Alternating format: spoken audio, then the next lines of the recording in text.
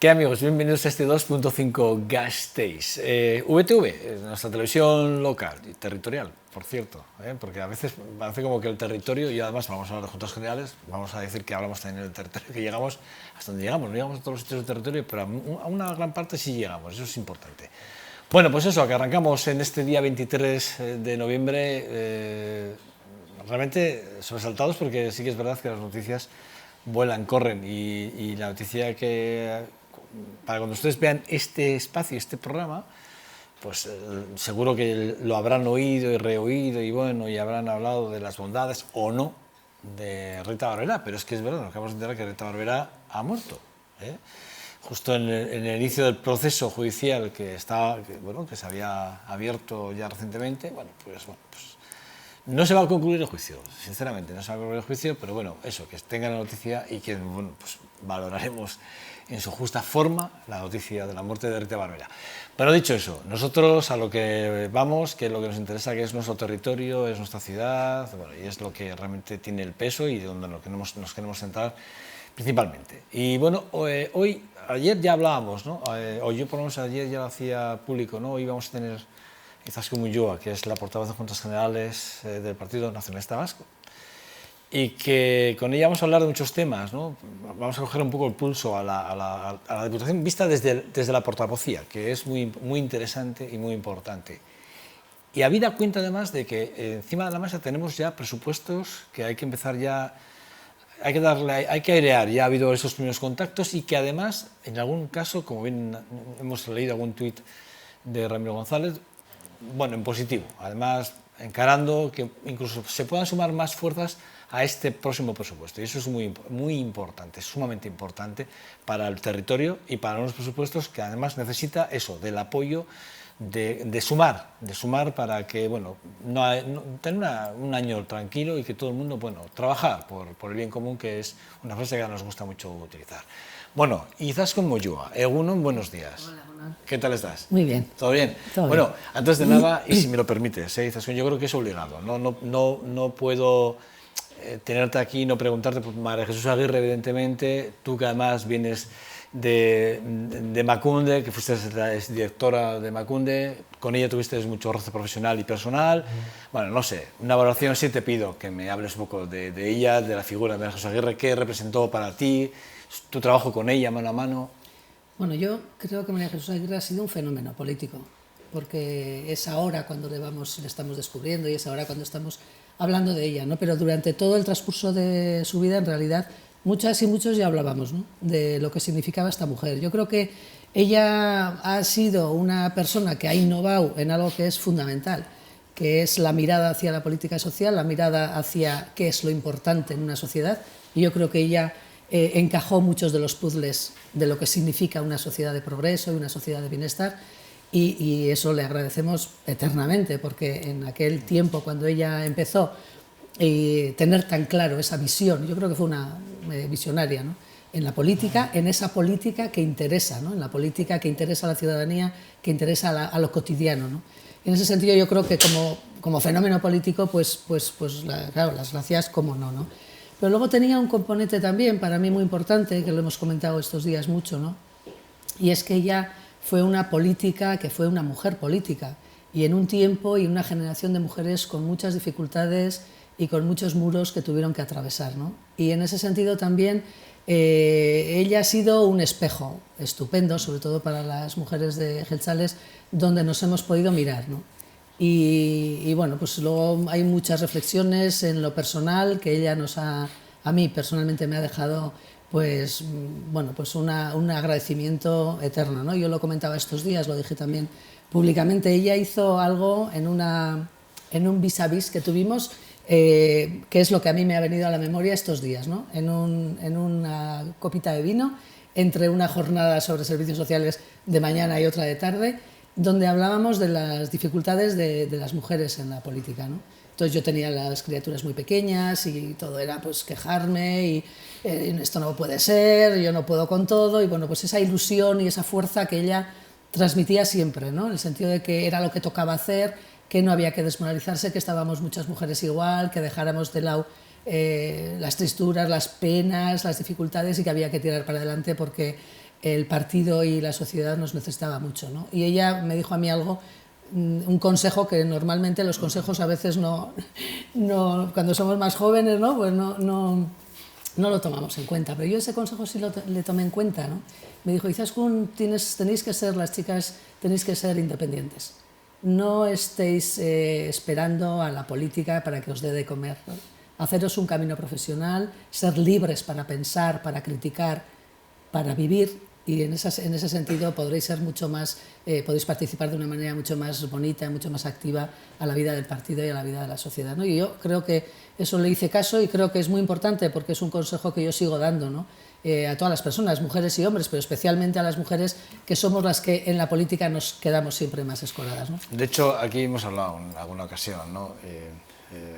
Hablando del posicionamiento de la mujer en la política, eso que defendía María Jesús Aguirre muchísimo, que esa parte en la que todavía no damos ese paso, ¿no? Salvo alguien y con riesgo de ya veremos qué, pero no hay partidos, los partidos realmente con fuerza no ponen a una mujer arriba, no ponen a una mujer ahí que digan, bueno, esta es nuestra candidata y vamos a defender a esta candidata, a pesar de que se hace, lo ha hecho Podemos hace poco, Euskal Herria Bildu ahora, pues bueno, el hecho de que Arnaldo Otegi no haya aparecido, 3 mujeres se han sometido a la figura un poco, ¿no? de la defensa de la mujer ahí un poco, ¿no? Pero realmente los partidos, por ejemplo, me refiero al Partido Popular, al Partido Socialista, PNV, Ciudadanos en este caso, algunos partidos que como que todavía falta ese paso, ¿no? De que la mujer encabece esas listas importantes, ¿no? Bueno, yo creo que vamos avanzando mucho y bien, ¿eh? Yo muchas veces suelo decir que la lucha de las mujeres por la igualdad con los hombres nos queda mucho por hacer, pero que nadie tampoco nos quite los logros conseguidos, ¿eh? En la línea de lo que tú estabas comentando, el Partido Nacionalista Vasco tiene la presidenta del Parlamento, que hoy por cierto está estrenándose y está ahí hablando desde el punto de la mañana, es una mujer y es la segunda autoridad del país.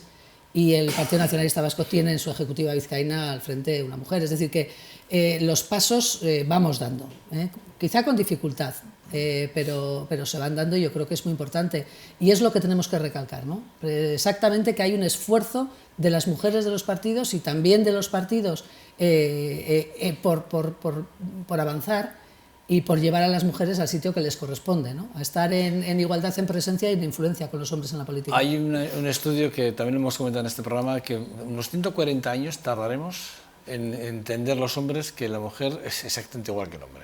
Hay un estudio que habla de los 140 años más o menos, ¿no? Sí, eso lo vienen diciendo las feministas desde finales del siglo pasado, que habrá por lo menos 200 años el cálculo, que no sé si se puede hacer ese cálculo, ¿no? Yo creo que sí. Pero bueno, yo creo que es importante que nos quedemos con esa doble mirada, ¿no? Por una parte nos queda mucho por conseguir, pero que nadie se olvide de los logros, el logro está ahí, porque los logros han significado el esfuerzo de muchísima gente y de generaciones, ¿no? Bueno, dices, ¿con qué supuesto el paso de pasar de Emakunde a la política? ¿Cómo es ese paso? ¿Cómo te llega? ¿Cómo lo asumes? Porque hay mucha responsabilidad, es un cambio importante, no tiene nada que ver. Sí, es un cambio importante porque vienes de la gestión política, digamos, como sectorial, que en mi caso no era tal sectorial, porque era transversal, con lo cual la visión que tienes también es mucho más plural, mucho más diversa, ¿no? De lo que es la gestión política. Y bueno, pues vienes a un legislativo y pues sí, cambian las cosas porque ya es un poco tener de compañera la tribuna, tener de compañera un poquito más el tema dialéctico más político del rifirrafe entre partidos, ¿no? Pero bueno, yo estoy muy cómoda, la verdad es que igual... ¿Te sientes cómoda? Sí, igual también será por perfil propio, ¿no? Hombre, supongo que el perfil... No, bueno, y que vienes de una, digamos, de una empresa, por llamarlo de alguna forma, en el que la pelea diaria es dura también, ¿eh? Sí, es decir, sí. La defensa de la mujer. Por cierto, el día 25, pasado mañana, desde la Diputación se ha hecho un llamamiento, ¿no?, para que se suben, ¿no?, a ese Día Internacional contra la Violencia de Género, sí, en la escalinata de la Diputación, ¿no? Cuéntame, sí, ¿cómo es la iniciativa? O sí. ¿De dónde parte? Quiero decir que sí que es desde el propio sí. Gobierno, pero ¿a qué hora? ¿Por qué? Un poquito el lema, sí, el lema. Bueno, yo creo que sobre el 25 de noviembre hay un movimiento internacional. Yo muchas veces suelo decir, ahora son los tiempos de las mareas. Hablamos mucho de mareas, ¿no? Pero hace muchos años la marea contra la violencia contra las mujeres está en el mundo en el día 25 de noviembre. Como sabéis, es un día muy especial porque es el reconocimiento a las hermanas Mirabal, aquellas 3 hermanas que fueron asesinadas en Santo Domingo un 25 de noviembre en la dictadura de Trujillo, ¿no? Entonces, las mujeres del mundo decidieron coger ese día como el Día Internacional contra la Violencia contra las Mujeres. Y es algo que ocurre en el mundo. A mí me gusta mucho decir esto porque a veces hay la sensación de que esto ha salido como un champiñón en el monte, ¿no? A alguien se le ha ocurrido lo del 25 de noviembre y el 25 de noviembre todo el mundo parece que sale a la calle. Historia está bien, sí. Hay una historia y hay además, porque eso también me parece importante, ¿no? Hay además una fuerza mundial de mujeres y hombres contra este tipo de violencia que se manifiesta este 25 de noviembre. El 25 de noviembre se adoptó como Día Internacional contra esta violencia y desde Emakunde hace muchos años se impulsó ya el que todas las instituciones y todos los movimientos pudieran salir a la calle y salieran a la calle a apoyar esta iniciativa.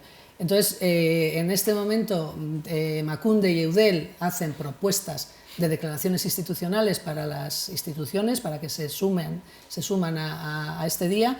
Y luego cada institución, pues bueno, también, por ejemplo, en este caso, Juntas Generales, hoy tenemos una junta de portavoces donde también vamos a adoptar una declaración propia que ha llegado de la Presidencia de Juntas Generales y que con las aportaciones de los grupos o como decidamos en esa junta de portavoces también se apoyará, ¿no? Y la Diputación pues ha hecho también, digamos, el esfuerzo propio desde su propia institución. Entonces, es algo que el viernes estarán a las 12 del mediodía en las escalinatas, estarán a las 7 de la tarde tomando las calles las mujeres y los hombres protestando contra este tipo de violencia y bueno, pues es un día de reivindicación y es un día también de alegría por cuánta gente estamos saliendo a la calle, teniendo en cuenta que la violencia era de un ámbito absolutamente privado y que a través de los movimientos feministas y a través de las instituciones y a través de muchas personas muy implicadas y muy sensibilizadas por esta cuestión, sacaron del ámbito privado a la agenda política y a la agenda pública esta cuestión, ¿no? Yo creo que eso es lo que se visibiliza el próximo viernes. El 25, repito, hay un acto concreto en la escalinata, ¿no? Hay un acto concreto, hay una llamada. Una llamada a que el ciudadano se quiera sumar a ella, ¿no? Entiendo, de la propia... las Juntas Generales. Y luego a la tarde ya es el llamamiento del movimiento feminista. ¿Cómo puede afectar? Digo porque sí que es verdad que desde que ayer se escenificó la firma del pacto de gobierno entre los socialistas y el PNV, ayer escuchábamos algunas declaraciones de algunos líderes apuntando a ciertos acuerdos puntuales también en otras instituciones, dígase el Ayuntamiento de Vitoria-Gasteiz, ¿no? Euskal Herria Bildu, por ejemplo, ha dicho, bueno, pues que este tipo de acuerdos igual, bueno, pues que puede impedir otro tipo de acuerdos o puede, bueno, que no sea tan visible ciertos acuerdos en otras instituciones, repito, y pongo el Ayuntamiento de Vitoria-Gasteiz, o puedo poner incluso el Ayuntamiento de San Sebastián, etcétera, etcétera, ¿no? ¿Cómo lo ves? Yo no creo que sea inteligente, políticamente hablando, supeditar, ¿no?, el pacto que ha habido a nivel de gobierno, supeditar los posibles pactos que pueda haber en las otras instituciones, porque yo creo que hay que tener en cuenta la especificidad del propio lugar, ¿no? Y el hecho de que haya un mandato, que a veces en política se funciona de esta manera, pero yo no creo que sea lo más positivo, ¿no? Que haya un mandato del partido de decir, bueno, si aquí no estamos, aquí tampoco, y entonces es algo a nivel general, son decisiones que se toman en otras mesas que tienen poco que ver con la realidad de lo que está ocurriendo en el territorio o en el ayuntamiento en cuestión, ¿no?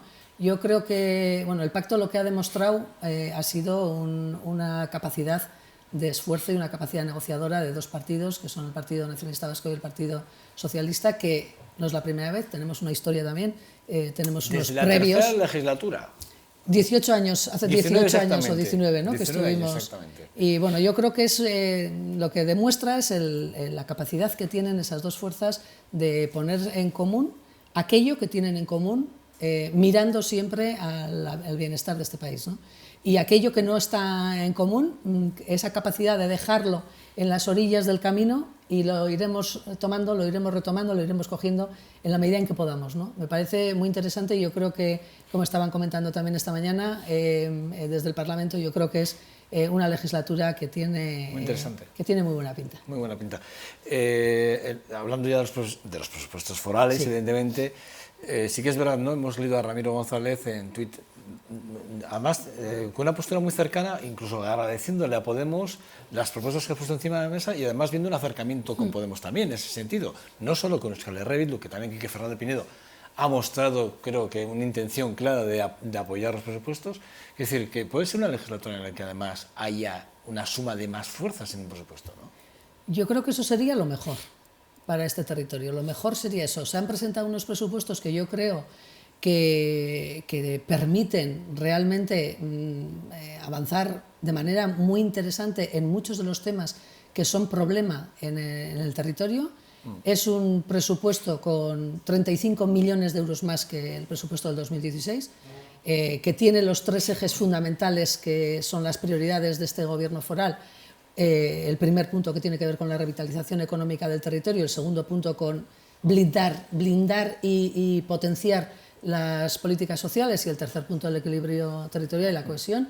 Y yo creo que el presupuesto responde a estas 3 líneas fundamentales, y lo que hace con esa posibilidad que tiene de ese presupuesto mayor es todavía profundizar más en estos aspectos que fueron apoyados el año pasado por Euskal Herria Bildu, que esperemos que este año vuelvan a ser apoyados por esta fuerza política. Y es cierto que Podemos pues manifiesta de alguna manera la posibilidad de que pueda presentar algunas propuestas que pudieran ser aceptadas y que pudiéramos llevar un presupuesto no solo con el apoyo de las 2 fuerzas políticas que están en el gobierno foral, más el apoyo de H. Bildu, que ya apoyó el presupuesto 2016, más una nueva fuerza, ¿no? Yo creo que sería pues lo mejor para este territorio, porque nos permitiría pues realizar aquellas políticas que yo creo que son muy buenas para las alavesas y los alaveses. Hay una parte, a mí, cuando vi el desglose, hablando del departamento del diputado general, que contará para este 2017 con un 10,6 millones de euros del presupuesto, de lo que es un 10,2% más que el año anterior. El presupuesto del propio departamento del diputado general. Yo entiendo que si hay un crecimiento ahí es porque asumirá algunas partidas más el propio departamento, o si más es incrementar las partidas que ya tiene adjudicadas. Bueno, digo porque no he visto el desglose, no lo he visto el desglose. El diputado general tiene un objetivo importante que tiene que ver con la transparencia, que ha sido una norma que ha presentado el Gobierno foral a Juntas Generales, que tiene que ver con una buena gobernanza y con la transparencia. Y ahí es donde se van a esforzar todavía más que el año pasado, porque está previsto un portal de transparencia y más actividades que son las que tienen que llevar adelante, ¿no? En realidad, todos los departamentos, claro, con esos 35 millones de euros más, todos los departamentos tienen más presupuesto y tienen más posibilidades de hacer más actividades y de profundizar más en aquellos aspectos que son realmente de interés, ¿no? para esos departamentos. O sea que muy bien, sobre todo porque, por ejemplo, hay algo que yo creo que la ciudadanía está esperando, y que es el apoyo absoluto e incondicional a las políticas sociales y a la protección de las personas que más lo necesitan, ¿no? Y en este sentido, prácticamente más del 48% del presupuesto, quitando personal y carga financiera, va destinado a la política social. 34, creo que las 3/4 partes es el personal, del presupuesto. Sí, 34, claro. Claro, porque nosotros tenemos que entender también, y así lo entiende también seguro las personas que nos ven, que tenemos el Instituto Foral de Bienestar Social con muchísimas personas, muchísimos profesionales que están atendiendo las necesidades diarias de muchísimas personas que tienen muchas dificultades, ¿no? En concreto, el presupuesto tiene más de 100 millones para las personas mayores y las personas con discapacidad para el año 2017, ¿no? Y yo creo que es lo que, de todas formas, tanto el Partido Nacionalista Nacionalista Vasco como el Partido Socialista tienen esa prioridad fundamental, ¿no? Y yo creo que eso se tiene que demostrar en el presupuesto, y el presupuesto así se vuelca, ¿no? De esa manera, el apoyo a las personas con dificultades y a todas las alavesas y alaveses que sabemos, desde las personas mayores, personas con discapacidades, infancia, en fin, muchas necesidades que hay que cubrir, ¿no? Y que no hay ninguna intención de ir en marcha atrás en esta cuestión. ¿Se ha ocultado datos, como bien ha denunciado el Partido Popular con el tema de Sansoeta? ¿Se han ocultado datos realmente a...? Quiero decir, es un tema muy delicado, sí, sumamente delicado, sí.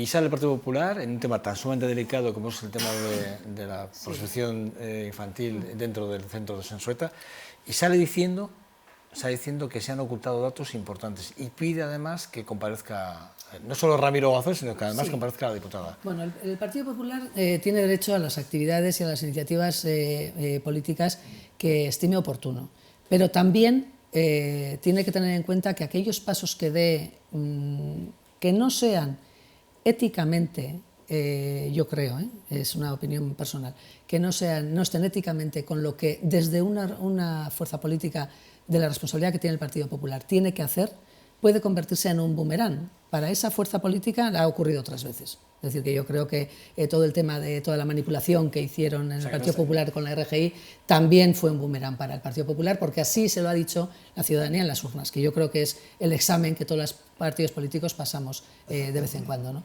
En el tema de Sansoeta sí que es una cuestión muy complicada, que exige mucha discreción, que las respuestas desde la propia Diputación han sido absolutamente fieles a lo que la Diputación tenía que hacer en aquel momento. Tenemos que tener en cuenta que hay un secreto de sumario, que algo que la sociedad debe conocer y debe denunciar es cómo es posible que una cuestión que esté bajo secreto de sumario esté en los medios de comunicación y esté en los corrillos de los bares. O sea, algún medio de comunicación ha puesto hasta la cara del psicólogo, sí, delante, o sea, que ha sido, me parece fuertísimo. Esto es una cosa que yo creo que como sociedad tenemos que hacer esa reflexión, cómo es posible que esté ocurriendo esto y que se esté permitiendo, ¿no? Esto está bajo secreto de sumario, estamos hablando de menores que son las víctimas, y que en muchos de los medios o en muchas de las conversaciones puede estar manipulándose algo de forma que en el extra aire de este tema puedan aparecer esas criaturas como no víctimas, sino como parte activa de una trama terrible donde de manera activa o de manera consciente estas criaturas pudieran estar. Es decir, yo lo que creo es que, por una parte, hay una responsabilidad en la gestión, y esa responsabilidad... ¿Sigue la empresa al frente de Sansoeta? Sí, porque en realidad tenemos que tener en cuenta que si estas criaturas han sido capaces de hablar de este tema, ha sido porque el ambiente, el círculo pedagógico y social y personal en el que se encuentran viviendo les ha permitido, en realidad, hacer este tipo de comentarlo, hablarlo, y de ahí empezar a tomar las medidas, ¿no? Entonces, yo creo que la gestión de la empresa ha sido muy profesional, y eso es algo que la propia Diputación lo ha valorado y lo está valorando, y entendemos que se han dado los pasos que se tenían que dar, y por otra parte está pues el Partido Popular, que ha pedido las comparecencias, que está en su derecho, y la diputada irá a comparecer, porque vendrá a comparecer, como tiene que venir a comparecer todos los diputados y todas las diputadas, y ha pedido una comparecencia a puerta cerrada. Yo el otro día dije en una radio, y lo vuelvo a manifestar aquí, pido que se mantenga a puerta cerrada y que no ocurra, porque hay un previo, en otras ocasiones ha habido previos en el que al día siguiente no ha sido a puerta cerrada, sino que todo lo que ha ocurrido a puerta cerrada en la comisión ha salido a los medios de comunicación. Eso está claro. Por lo tanto, si es a puerta cerrada, es a puerta cerrada, porque hay que salvaguardar muchas cosas ahí, ¿no? Y muchas cuestiones. Entonces, yo lo que sí que pediría es que se deje a la justicia, que es quien tiene que trabajar, que trabaje, que está bajo secreto de sumario, que la Diputación desde el primer momento se ha puesto a disposición de la justicia para participar con ella en todo aquello que tenga que participar y en todo aquello que tenga que hacer, y que dejemos este tema fuera de lo que es el ring del político o falso político, diría yo, de qué es lo que hay que hacer y cómo hacer un desgaste a un gobierno en base a esta cuestión. Dejando la justicia a un lado, ¿habría que hacer autocrítica con respecto a los criterios de control que se hacen desde la propia Diputación y desde la propia empresa contratada? Digo, porque aquí en una de las tertulias la semana pasada, concretamente, tanto Charly Prieto como Luis Viana dijeron que habría que darle una vuelta, cuando menos, a la responsabilidad que tienen las empresas que se contratan a través de las diputaciones, de los pliegos de contratación de la Diputación, con respecto a ese tipo de empresas y qué controles se hacen, ¿no? Sí, bueno, los controles, o sea, está todo muy protocolizado. Es decir, esto no es una cosa que es nueva, que ha ocurrido, sí, que ha ocurrido ayer y que no hayan ocurrido muchas más cuestiones de un abanico problemático muy complejo previamente, ¿no? Entonces, hay una actuación de la empresa de la gestión de Sansoeta y de todo el resto de los centros de menores que además está supeditado a una normativa de gobierno vasco en relación con estas cuestiones. Es decir, que no es algo que cada empresa hace un poco lo que quiere y protocoliza o hace un tipo de programas en función a lo que a esa empresa le parece, ¿no? Sino que esto es algo que está muy estudiado y es algo que está realmente, que estos programas y estos controles y estos niveles pedagógicos hacia estos niños y estas niñas está muy estudiado. ¿Que hay que estudiar, hay que seguir profundizando? Desde luego. Es decir, esto no es una cosa que esté cerrado, está siempre sujeto a mejora, ¿no? En eso no hay ningún problema, porque todas las cuestiones, todos los procesos en los que tienen que ver niños y niñas siempre están sujetos a procesos de mejora y es algo además que se hace habitualmente, ¿no? Antes de que pasara que ellos, aquí los cuatro del Apocalipsis, puedan preguntarte, una última pregunta, porque sí que es verdad que ¿qué pasa con Carlos Urquijo? O sea, al final va a dimitir, ¿no?, el delegado de gobierno, queremos pues, que quite la delegación de Euskadi de Vitoria. Pues no será porque no se lo hemos pedido, ¿no? Si no es el azote del gobierno de España aquí en el País Vasco, puede ser. Digo, pregunto porque... es un personaje muy especial, ¿no? Es decir, no es un delegado... por una parte hay algo que es la delegación de España en la comunidad y por otra parte está el delegado, el señor Carlos Urquijo. Y bueno, desde luego el Partido Nacionalista Vasco hace mucho tiempo que viene pidiendo el cese de esta persona, porque esta persona, todas aquellas funciones que ni siquiera las funciones que le marcan sus decretos y sus leyes entendemos que los está cumpliendo, ¿no? Todo lo que es coordinación, colaboración con las instituciones de este país, pues creemos que lo que está haciendo es colocar una lupa continuamente para recurrir y para judicializar la política. No creemos que eso sea lo que una persona que tiene otras funciones muy claras tenga que tener. En relación a si tiene que haber o no tiene que haber un delegado de España aquí, eso, como dije yo en Juntas Generales, pues eso ya lo veremos, ¿no? Ya lo veremos en base a cuál va a ser el marco de relación que va a tener este país con España y entonces decidiremos qué tipo de relaciones también a nivel de delegaciones o embajadas tiene que haber con ¿Está en la agenda vasca ahí en Madrid o no? No sé si está en la agenda vasca. No Digo, ya de ponernos, ¿no?, de puestos, no además... Sé. Podría, hombre, además, todos los partidos, en Juntas Generales votasteis, sí, salvo el Partido Popular. El Partido Popular, todos votamos en relación al cese del señor Carlos Urquijo, ¿no? Porque una persona que lleva en el cargo desde el año 2012, que son más de 1000 los recursos que ha interpuesto en temas tan absolutamente importantes como puedan ser el euskera, como puedan ser las promociones de la Ertzaintza, es decir, siempre atacando además el autogobierno, siempre poniendo la mirada muy fija en todo aquello que tiene que ver con nuestro autogobierno. Yo pregunto, ¿recibirá órdenes? Recibirá órdenes, naturalmente, recibe órdenes del partido que gobierna en el Estado, ¿no? Oye, antes, una pregunta más. El BRT, López Ubierna, no sé si se desmarcó él solo, hay comunicación con el Ayuntamiento, con el Gobierno vasco, pero es que él, a su libre albedrío, dijo que, bueno, que igual había que revisar el BRT y a darle una vuelta con los trazados, y obligó un poco al alcalde a decir, bueno, pues igual sí. Es un poco que... ¿había comunicación o no? Yo creo que sí, hay comunicación. Sí. Lo que pasa que aquí, y ahora apunto yo algo, ¿no? En Vitoria-Gasteiz hay algo que suele ocurrir mucho, y, bueno, digo por la historia, mirando hacia atrás, ¿no? Que parece que no se pone de acuerdo las fuerzas políticas para algo tan fundamental como son estos temas. Yo estoy convencida que se van a poner de acuerdo y que vamos a tener un buen sistema. No me ha contestado la pregunta. ¿Quién quiere romper aquí un poco el hielo? Claudio, ¿quieres ser tú mismo? Pues empiezo yo. Uno, Izaskun. Claro. A mí me gustaría poner en valor el trabajo de las Juntas Generales. Y yo, aprovechando tu presencia aquí y lo que tenemos este fin de semana, la jornada de puertas abiertas y el pleno del domingo, me gustaría que explicaras en qué va a consistir los actos de este fin de semana. Sí, bueno, pues el sábado es la jornada de puertas abiertas de las Juntas Generales a la ciudadanía, ¿no? Y entonces, bueno, pues siempre hay un intento de acercamiento, que yo creo que eso es lo importante, ¿no? Porque a veces las instituciones, igual la ciudadanía, las viven lejos, ¿no? Como algo que hacen allí la clase política y que como tiene poco que ver con su vida diaria, ¿no? Entonces se va a hacer un abrir las puertas, que esta vez se van a abrir las puertas de las Juntas Generales, no del pleno, de la sala de pleno de las juntas en la Diputación, ¿no?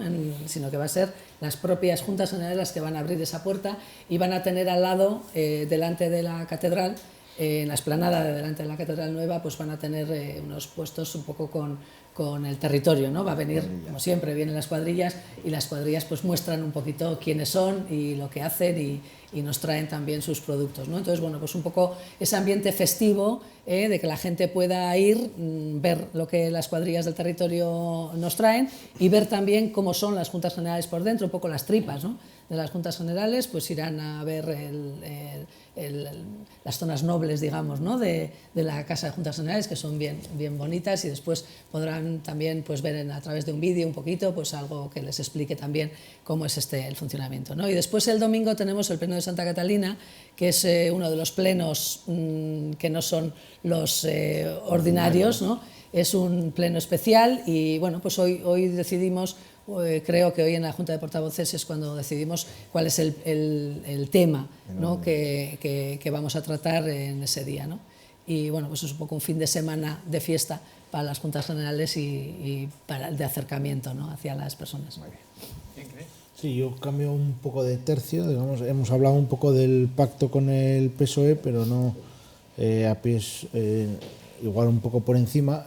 Sí que me gustaría saber tu opinión, puesto que el compañero de viaje que se está usando habitualmente suma, pero no para la mayoría absoluta. Por tanto, hemos visto que en Gasteiz se elige al cuarto en vez de poder elegir al segundo, que suma más. En Juntas Generales pasa exactamente lo mismo.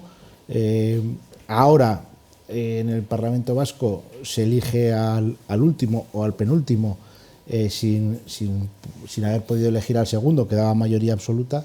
Entonces, bueno, el PSOE al final se agarra a un clavo ardiendo. Su función aquí, pues, o su objetivo es claro, es decir, es permanecer y perdurar como sea, pero el PNV, ¿qué gana en ello? Es decir, ¿cuál es el objetivo de elegir al PSOE y no a Bildu, que suma más? Bueno, yo creo que el Partido Nacionalista Vasco, como siempre, porque yo creo que esto está dentro de la cultura política y del comportamiento político del Partido Nacionalista Vasco, se sienta en las mesas de negociación a negociar. A negociar un proyecto, unos programas, unas políticas que puedan significar avance para el país. Yo creo que esa es la cultura que trae el Partido Nacionalista Vasco cuando se sienta a una mesa. ¿Con quién acaba por negociar? Pues con quienes realmente puedan ser mejores compañeros de viaje. Entiendo yo así, yo no interpreto nada más. Es decir, que tú en el previo has hecho alguna interpretación, ¿no? Sobre el Partido Socialista se agarra un clavo ardiendo, y yo creo que el Partido Socialista lo que pone sobre la mesa son cuestiones para llegar a unos puntos en común. Y aquellos puntos que no están en común, como he dicho antes, son estas fuerzas políticas son capaces de dejarlas en el camino para irlas retomando, en la medida en que se vaya avanzando. Es que va a necesitar de más pactos. Eso va a ser lo bueno. Es decir, yo no veo que eso sea algo negativo. Yo creo que eso es una oportunidad. Y en este sentido también quiero decir algo. Aquí en este pacto ha habido un previo que me parece que es importante también que lo analicemos. Y es que desde las elecciones hasta hoy, mañana, que va a ser cuando el Lehendakari va a ser Iñigo Urkullu, han pasado 60 días. Es decir, cuando decimos que la política vasca es diferente a la política española, nos referimos a esto. No lo estamos diciendo por algo que no sea objetivamente medible y constatable. Es decir, en 60 días hemos sido capaces de llegar a un acuerdo. A un acuerdo que no nos da la mayoría absoluta. Está claro que no nos da la mayoría absoluta, pero es que no tenemos tampoco mayoría absoluta en las Juntas Generales. Y hemos trabajado un año 2016 con un presupuesto apoyado por 3 fuerzas políticas de las Juntas Generales.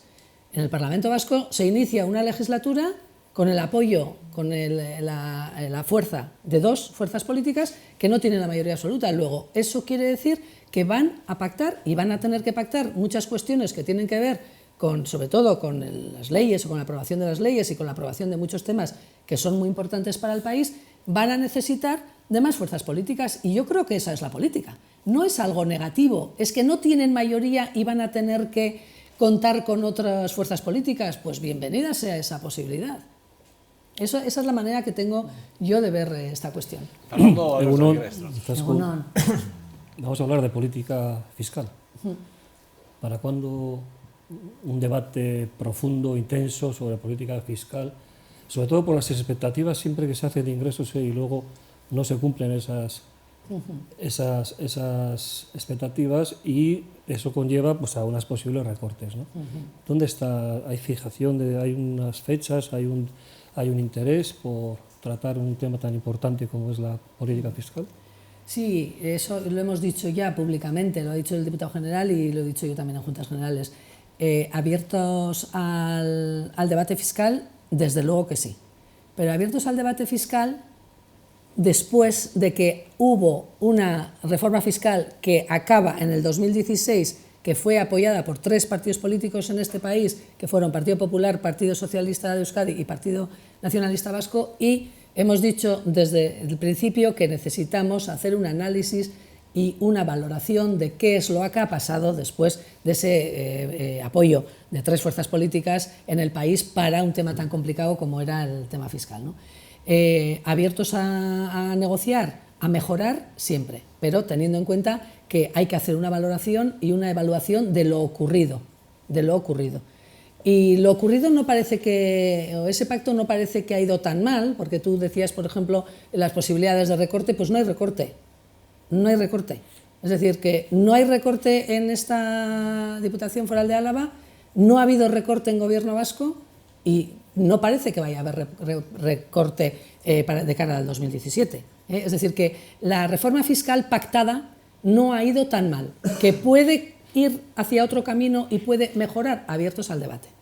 Absolutamente abiertos al debate, lo hemos dicho y yo creo que el Partido Nacionalista Vasco ya oficialmente ha dicho también que hay unos plazos, que esos plazos acaban en 2016, que era el plazo del pacto, y a partir de ahí hablaremos y colocaremos sobre la mesa aquellas cuestiones que sean para mejora, sin ninguna duda. Y sin ningún miedo también, sin ningún miedo. Y teniendo también en cuenta algo que me parece que hay que recalcar, ¿no? Que el tema fiscal no es un tema territorial solo, es un tema de armonización fiscal entre los 3 territorios. Y esto es algo que hay que tener muy en cuenta porque algunas fuerzas parece que no lo tienen, ¿no? Vamos a hablar de aportaciones que hay que mejorar y reformar. Adelante. Buenos días, Hola. Gracias por venir. Vamos a hablar de medio ambiente un poquito. La legislatura pasada tuvimos el problema del fracking, en la que la sociedad se movilizó hasta que se consiguió parar. Y en esta legislatura ahora volvemos otra vez a plantear la extracción de gas.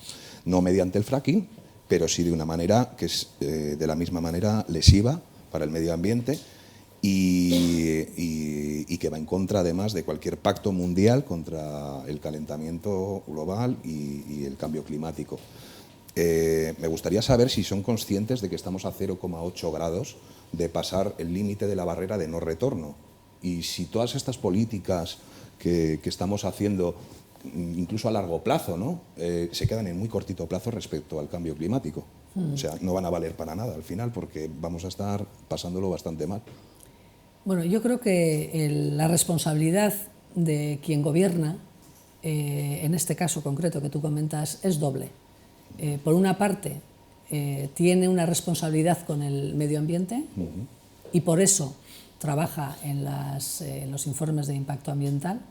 Y por otra parte, tiene también una responsabilidad y es de conocer cuáles son los recursos que tiene este país y si es posible que pudiéramos tener algún apoyo energético dentro de nuestro subsuelo. Y, desde luego, teniendo siempre en cuenta todo aquello que tiene que ver con impacto medioambiental. Es decir, que no le veo yo al gobierno vasco haciendo una exploración en un pozo sin tener en cuenta que en ese pozo están los acuíferos y es el agua que es la riqueza más preciada sobre todo para este territorio, que hay mucha agua y desde luego para el mundo mundial, digamos, ¿no? Y para lo que significa, en la línea de lo que tú decías, la protección del medio ambiente y la protección de las tierras y de las aguas.